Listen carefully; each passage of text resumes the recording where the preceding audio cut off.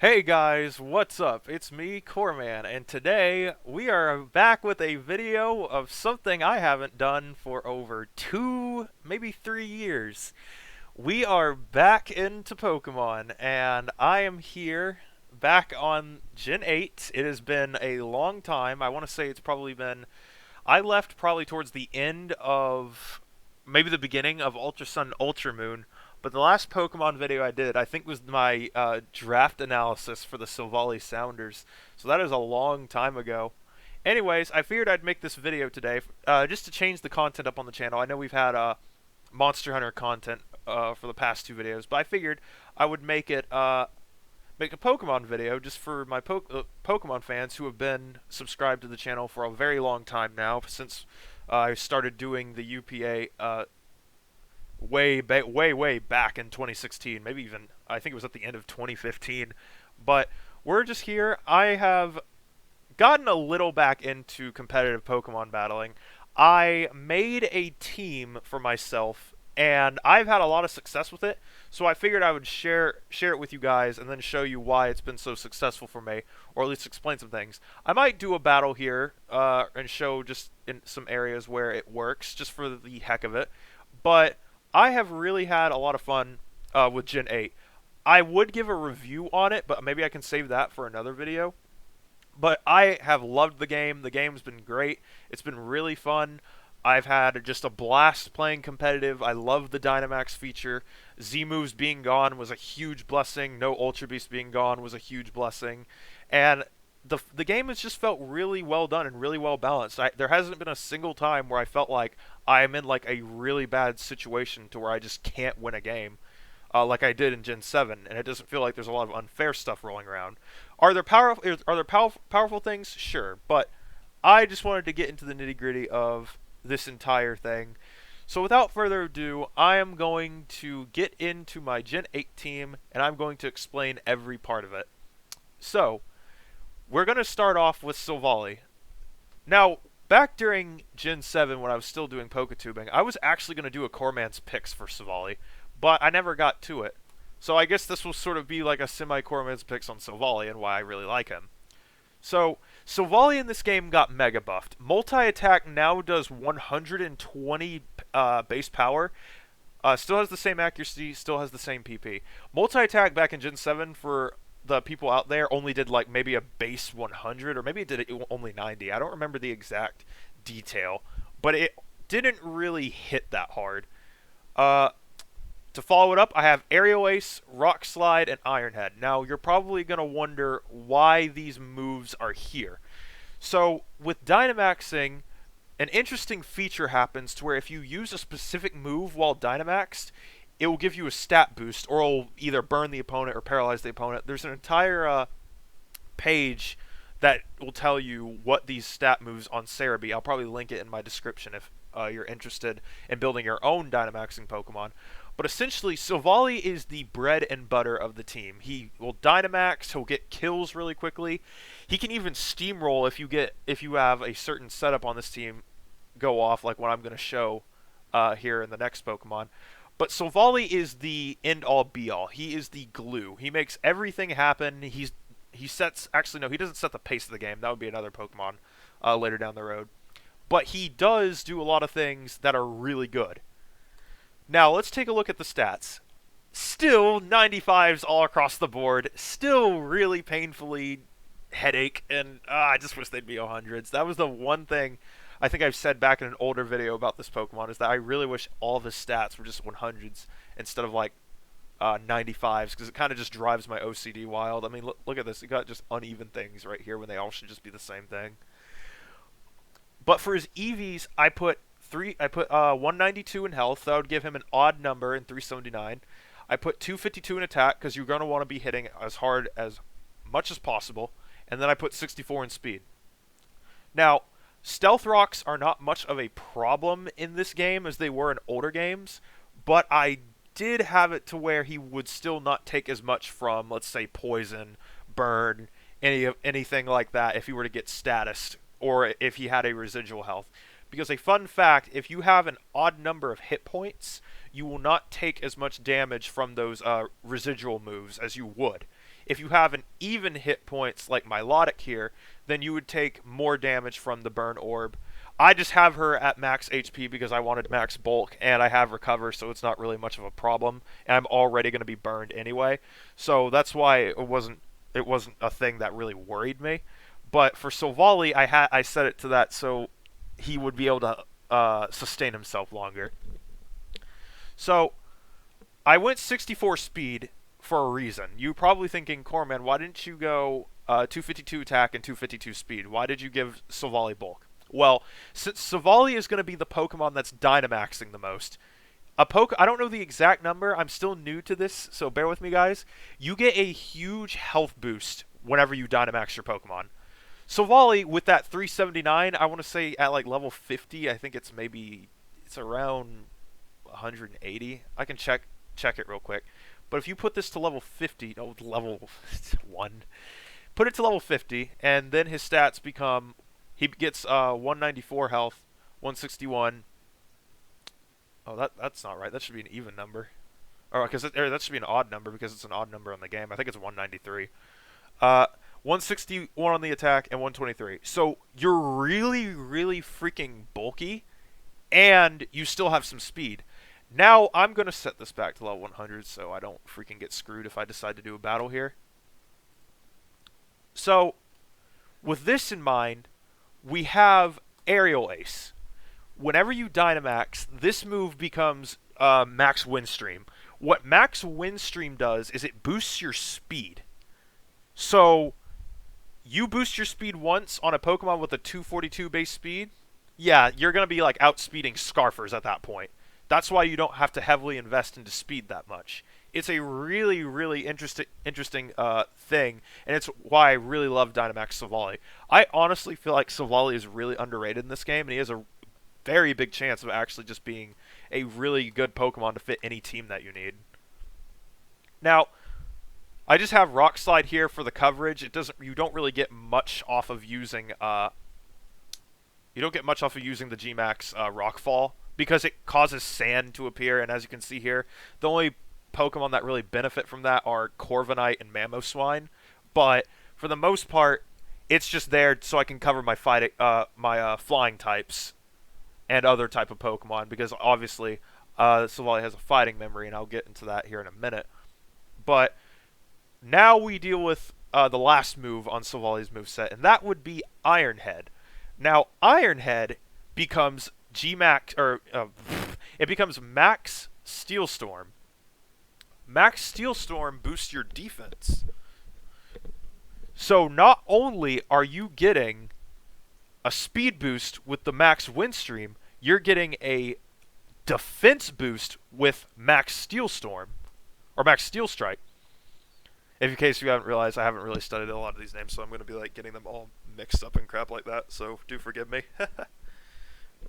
So, with that going on, it's a really, really, really good Pokemon. You're getting your defense is buffed. Only your defense, not your special defense, but that's okay because Silvally can take a special hit if he wanted to. And there are a lot of physical attackers in this meta compared to Gen 7. There was a lot of special attackers in Gen 7's meta. You get your speed boosted, your defense boosted. Now, on to this move, and I know I had it ordered first, but I wanted to cover multi-attack last. So as you guys know, multi-attack basically works, whatever Silvally is holding on to with one of the memories, that dictates the typing Silvally has. So, the reason why this is such a big deal whenever you Dynamax, this move becomes the fighting Dynamax move, whatever it's called. Max, it's the move where it's a huge fist and it comes slamming down on the opponent. What that does, that increases Silvally's base attack, which is 317. That's not something to laugh at whenever you have these other stats here, because he's getting his defense boost, he's getting his speed boost, and the great thing about Dynamax Pokemon, after they revert to normal size, they keep their stat changes. So, sure, Silvally loses his Dynamax, he goes back to having his normal 379 health.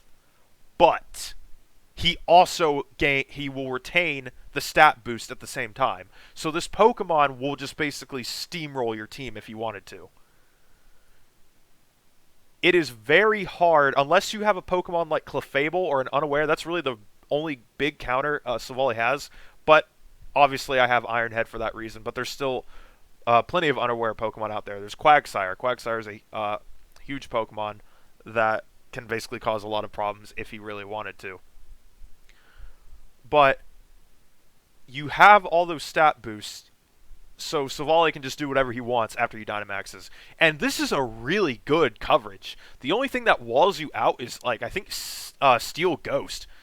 So, so Aegislash is a problem, but obviously one Pokemon shouldn't account for everything here. That's why you have 5 other Pokemon. But the only thing that really walls you out are Steel Ghost type. And even then, you're probably still going to hit them really hard with the Iron Head if you get your attack boost.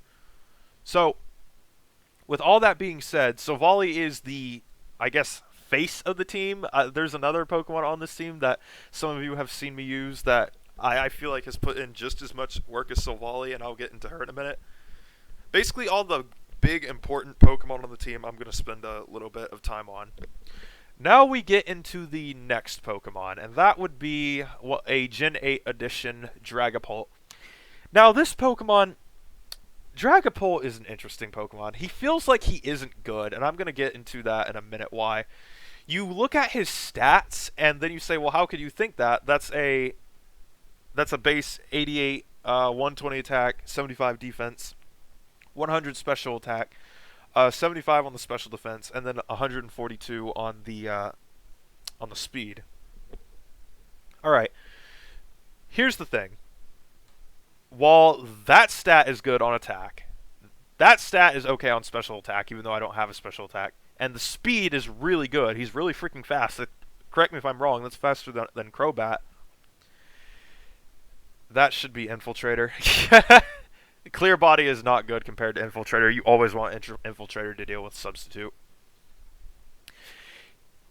I see people not using this Pokemon right for many, many, many reasons. And here's why. I always see the same thing. It's, yes, you have your Dragon Dance, and yes, you have your Dragon Darts. But Dragon Darts, if you think about it, is just a base 100 power move that hits twice. Or it's a base power 50 move that hits twice, so technically it tallies up to 100. That's okay, but it doesn't do what you need it to do. If you run into a Pokemon with Bulletproof, you're going to get walled out. There's no way you can attack. And there's a lot of Pokemon that have Bulletproof for their ability. In addition, with your defenses both being 75 and your hit points being 88, you're as soft as cottonelle tissue. You're going to get one-hit KO'd by a lot of super effective hits. That's why you see me running Jolly max HP investment, so I can take advantage of that weakness policy if someone wants to blow me up with a super effective hit. So, Dragapult, for the most part, he is good at what he does and what I want him to do here. I just see a lot of people not using him the right way. I feel like if you're going to use Dragapult, this is the premier way to do it. And that would be with Baton Pass. Now, this Pokemon gets access to Dragon Dance. It gets access to Substitute. It's very fast with 142 base speed. If you do all of that, then you're going to have an instance where you can pass off to anyone on this team. That is very, very, very destructive. As you can see, I only have one special attacker, but most of the team is physical attackers.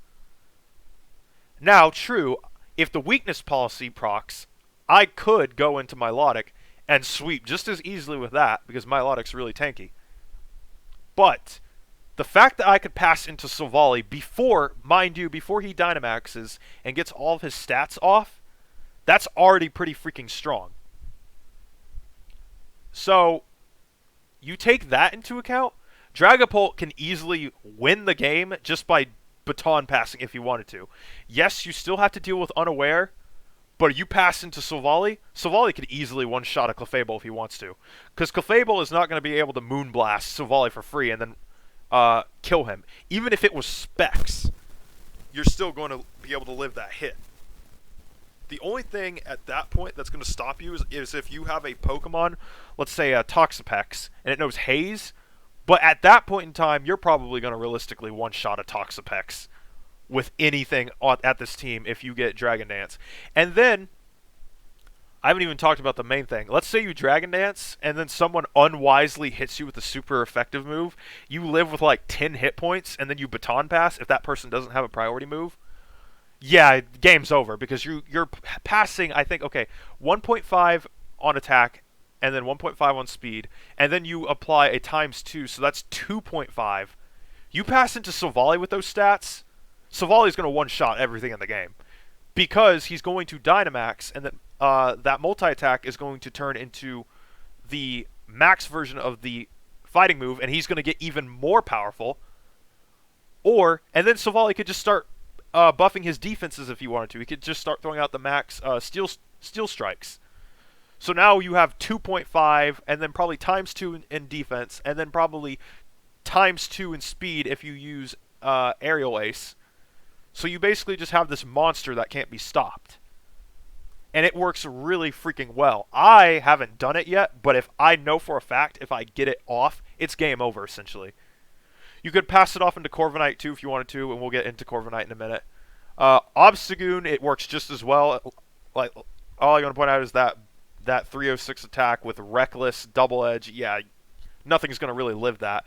You do want to make sure if you are going to pass off into Obstagoon, though, you want to make sure he's healthy, because if you are using Double Edge, your health is going to start, like, steamrolling, and you want to be very, very mindful of that. But yeah, that is Dragapult. He's essentially more of support on this team. He can still do something offensively with the Dragon Darts, but like I said, it's not the best thing in the world. If you really want to be dealing with this, just go like Outrage or Dragon Claw if you want like max damage output for like a singular thing. I don't know if he gets Outrage. Like, sure, you're going to use it 3 times in a row, but that's base 120 compared to like the 2 individual 50 hit points. He just kind of is a weird Pokemon, and I think I just accidentally got rid of a move. Yeah, I replaced a move with Body Slam. What was that? Dragon Darts? Yeah. So, that covers Dragapult. Now we're going to get into a member of this team that is really, really freaking just... ugh. Korver Night is my favorite Pokemon from Gen 8 so far. I really, really freaking love Korver Knight's design. I love how it looks, and I love how it operates. It's essentially a more offensive version of Skarmory. Some people have said it's better than Skarmory, but I think it's missing rocks, and I think it's missing... yeah, I don't think it gets Stealth Rocks or the spikes, but hey, that's okay. I'd rather a Pokemon be 2 unique versions of themselves rather than be like a, let's say, just a complete carbon copy clone.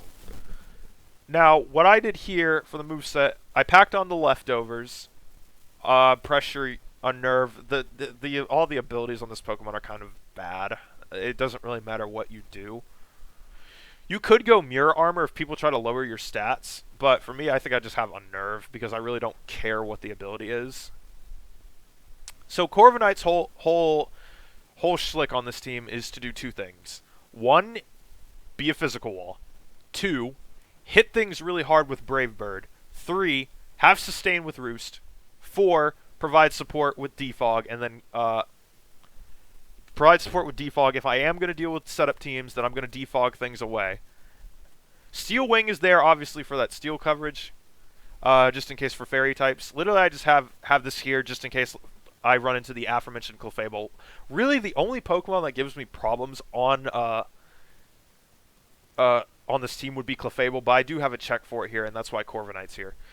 I haven't really used Korver Night that much, which kind of disappoints me, but he's still really, or I guess she, because I do have a female Korver Night, but still really pretty good. You got that leftovers, and inversely, as you would take more damage from a burn or moves like that, you now heal more with leftovers, and you would heal more from using Roost as well.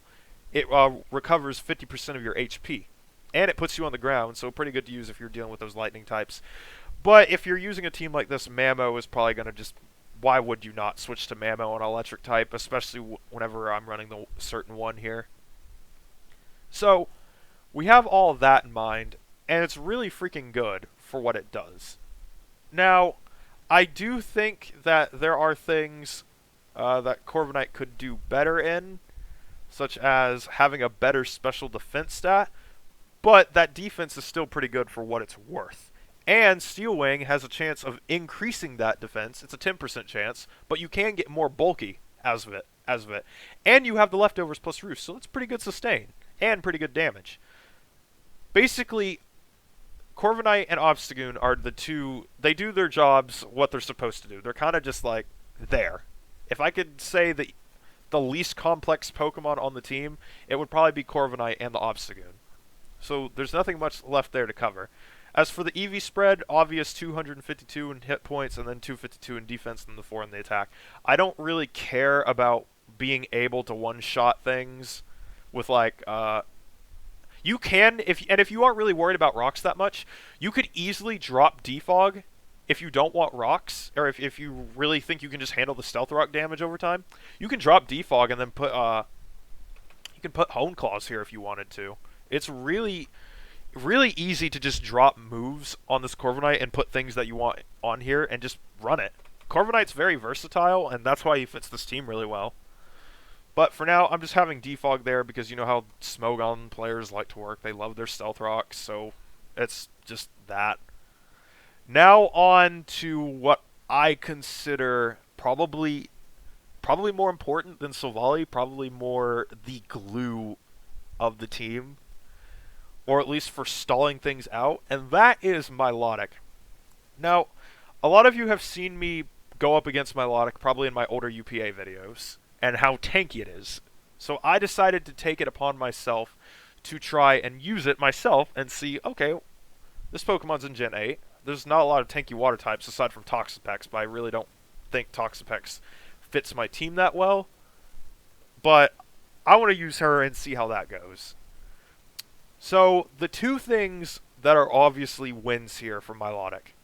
Scald, which has a 30% chance to burn your target. In addition, Marvel Scale and Flame Orb. You now cannot be killed with physical moves. It's just impossible. I have been hit by +4 moves on Dynamax Tyrannitars, only to lose like maybe 20% of my health. You do not die. This Pokemon is hard to one-shot. From what I've seen, the most you can get is like maybe 2-3 shots on it, but Milotic does not die. And that is solely because of how I have the spread. So I have a calm nature, 252 in the hit points, 236 in the defense, 20 on the special defense. Why is this good? It's good for two reasons. It means you're a mixed bulk, and you're going to be able to just tank any hit. If you want to run max defense or max special defense, you can. But seeing as how I want Milotic to just be an overall Pokemon that can do a little bit of everything, that's why I have her the way she is. And it works really well for what it does. I'm not kidding you guys. I've had battles where I literally like lost Silvally, Obstagoon, and Mamoswine, and then she literally just like reverse 3-0s because she's just so hard to kill. She can sustain herself really freaking well with that recover. Like, I don't think people realize how hard it is to get Milotic into critical health, and then she can get almost half of that back, and then get all of it back on the next turn. You do have to be mindful of Taunt, but she has... Why is this move here? That shouldn't be there. This should be... I think it's because I was testing something out. I don't know exactly the move I had. Oh, yeah. This is the other big reason why I have her here. Haze. So, as you can probably see, this is a very stats-based, setup-oriented team. Well, actually, more just stat passing. So, what's my biggest weakness aside from unaware Pokemon? Well, other stat increasing Pokemon. I have Milotic as a Dynamax stopper. Just like Silvally can get all these stats, other Dynamax Pokemon can get these huge stat boosts as well. Alright, so, but wouldn't Silvally be able to counteract that? Not necessarily. If that person Dynamaxes first, then Silvally will pretty much be behind, so Milotic needs to basically go in and do cleanup duty. And Milotic can tank these hits. Guys, trust me when I tell you this, that I honestly feel like this is one of the best Dynamax busting Pokemon in the game right now. Solely because she can, and probably Toxapex to an extent too. Toxapex, Ditto, because Ditto can basically clone himself and then turn into a Dynamax busting Pokemon. But, not only that, you just get access to all these moves, and you don't die. You literally don't die. You become more bulky thanks to that burn orb. And you're just going to wall your opponents out for the most part. Dracovish, with his strong Vicious Rend, it's like he has a hard time one-hit KOing this Pokemon. I think it's like he has to use Vicious Rend 3 times. Which is really freaking impressive with Milotic, because that move hits like a truck.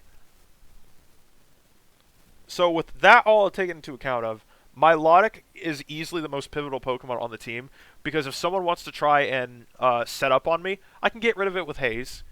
If someone wants to try and sweep me with their Wall Buster, I have Scald. It can easily take them off the team. If someone wants to Dynamax and then try and beat me with their setup, Recover and Haze. I can stall the Dynamax out because Dynamax only lasts for 3 turns. So there's an answer for everything for this Pokemon. You do need to be mindful of grass types and watch out for them. You do need to be mindful of people who have high physical attack stats already. But that's when you would just focus on using Scald. Just to get that down. Even if you don't want to run Haze and you don't want, if you feel like you don't feel like setup is a problem, you could run. Oh wait, no, you can't run Toxic. Yeah, I was about to say you could run Toxic, but they made it to where only Poison type Pokemon can only use Toxic now, if I remember correctly, because every Pokemon back in Gen 7 could use it. It was really freaking ridiculous. Aside from that, the last thing I wanted to point out on this team was the fact that Milotic is just really freaking good, and she kind of, let's say it's just a bad start. I pretty much always have a reliable switch into Milotic. It's like, oh, something wants to hit Silvally really hard, switch into Milotic. Something wants to hit Dragapult really hard, switch into Milotic. Something wants to hit Korver Night hard, switch into Milotic. Something wants to hit Obstagoon hard, Milotic, Mamoswine, Milotic. That's pretty much how it works for the most part. And she's just such a good Pokemon. I really, really, really like how she works on the team, and I think she just makes the team that much better. Alright. Now on to the last part, and that would be Obstagoon. Now, there's not much to really say about here. I have him at 252 attack, 252 speed, 4 on the defense, and then I gave him a Life Orb, Adamant Nature, Reckless. As I mentioned before, you hit things really freaking hard. Obstagoon is a nuke button.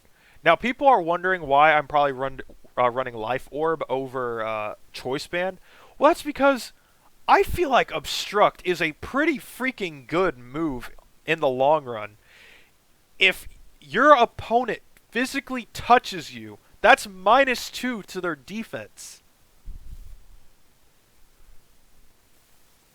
Combine that with Reckless, Night Slash, and Close Combat, you're going to one-hit KO anyone who touches that with a physically based move, and if they actually touch it. And 95 base speed in this game, that's not something to laugh at. That's pretty freaking good. I want to say you're probably like outspeeding at least a good solid 40, 50, or 40% of the game with that. That's because there's not a lot of fast Pokemon like there used to be back in Gen 7. So that's pretty freaking good. Obviously, Close Combat's going to make you weaker, but that can bait you even more to use Obstruct. And then Night Slash, obviously, for that nice critical hit ratio. The only thing that makes me mad is that this Pokemon does not have access to Sucker Punch. And I feel like if he did, it would be so freaking good. But he doesn't. Because if he learned Sucker Punch, I would replace that with Night Slash. I would replace, let me say this the right way, Sucker Punch with I'll replace Night Slash with Sucker Punch. That'd be the way I'd go about it. So that's all I really have to say about him. He's basically just the cleanup duty, like Silvally and Milotic. He's just cleanup. Now for the last Pokemon I have a Mamoswine. Now I was experimenting with the 6 Pokemon because I had all of these 5, but I was struggling. Okay, I have all this, and I need to figure out what I need. That's when I realized I have 2 Pokemon that are weak to electricity. Especially Korver Night, because that's the big problem. And there are a lot of good electric Pokemon in this gen. There's obviously, I forgot his name, Toxicity? Yeah. There's Toxicity, and he's a really big problem to deal with. I forgot the other electric types, but there are more out there. In addition, I figured out, too, that I kind of struggle with dragon types. And like I said before, Dragapult is not a reliable, like, offensive, I'm going to switch in and then hit something. He has those problems there with it. But it still works. So I said to myself, I need a Pokemon that can just hit things hard, that's really bulky, has priority, and can also take advantage of Dynamaxing, like Silvally, because you never want to only focus on using one Pokemon for Dynamax. In some battles, I've Dynamaxed Milotic. In some battles, I've Dynamaxed Mamoswine. Now, if you Dynamax Mamoswine, he also gets access to that attack increasing move, and he hits a lot harder. Also, 80 base speed for a Pokemon that hits that hard and that bulky, that's not bad. I threw on an Assault Vest because why not? Now your special defense, instead of going to 156, that becomes times 1.5, so I think that jumps to 226? Something around there. I don't have the exact calculation on me, but that's essentially what it becomes. Also, that's just a good move pool. Ice Shard, Earthquake, Rock Slide, and Superpower. You're gonna hit literally everything with that. Nothing like full on resists you, and you hit everything. You have a few super effective hits in there, and you have a lot of neutral hits in there. And Earthquake is it's always been a good move. It's 100% accuracy, 100 damage, stab, all that good stuff. So that's really it for my Gen 8 team. Just Silvally fighting, and I was unfortunately, I don't think I'll have time to do a battle with this because Smogon rules kind of bar. I think Smogon banned Dynamaxing. So if I do, I'm going to have to like battle against someone who from maybe Verlicify server or something like that, and to give like a good example of how the team works individually. So I might have to request something from there later. But that's pretty much my team for the most part. I hope you guys enjoyed me coming back to Poketubing and then kind of just giving my old analysis. Maybe I should bring back Corman's picks and stuff like that. It's just I don't have Chatot as my thing anymore. I wonder how Chatot's doing. She kind of got gutted in Gen 7 and then lost all of her confusion power, but one day maybe she'll come back. Who knows? Up until that, though, this has been my Gen 8 team. I hope you guys liked it. If you have any critiques, criticisms, or questions about it, I'll be sure to answer them because I probably did miss a few things in my analysis. But I had a good time with it. I hope all of you did too. There's going to be more Monster Hunter up later. I'm planning on soloing a few new monsters. I think last time I soloed who did I solo last time? I completely forgot. I think it was it was Raging Brachydios. So I'm not going to spoil who I'm going to solo up next, but I think it's going to be an Elder next video. Peace out. Oh, crap. Peace out.